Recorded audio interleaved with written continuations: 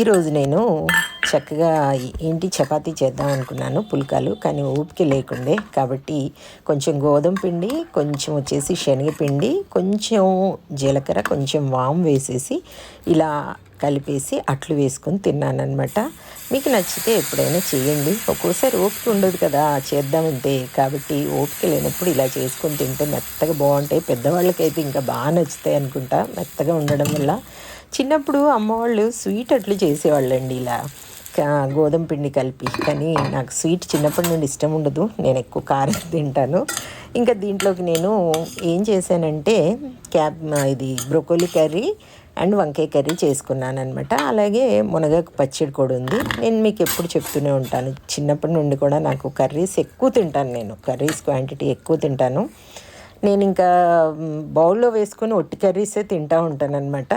కాబట్టి నేను కూరలు ఎక్కువ తింటాను. ఇలా అట్లు వేసేసుకొని ఒక్కసారి ఇలా తిప్పి చక్కగా వాటిని వేసుకొని తిన్నామంటే కడుపు నిండుగా ఉంటుందండి.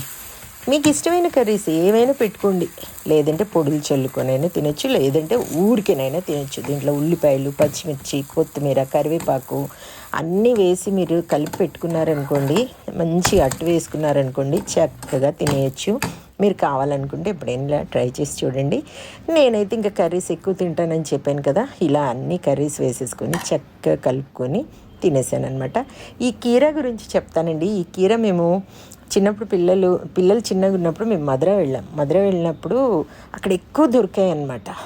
ఇప్పుడే నాకు మొన్న మార్కెట్లో కనబడ్డాయి, తీసుకొచ్చుకున్నాను.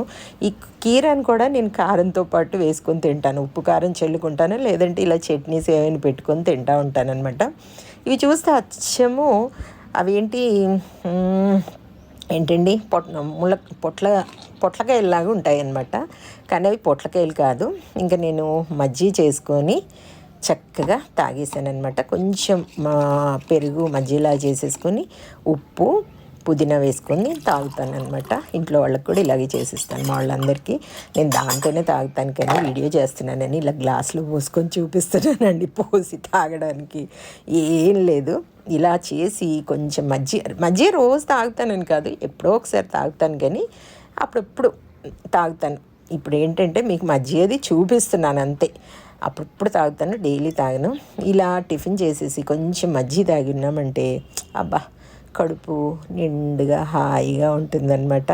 నేనైతే ఇలా చేస్తానండి. మీకు నచ్చితే ఎప్పుడైనా ట్రై చేసి చూడండి, నచ్చితే చెప్పండి.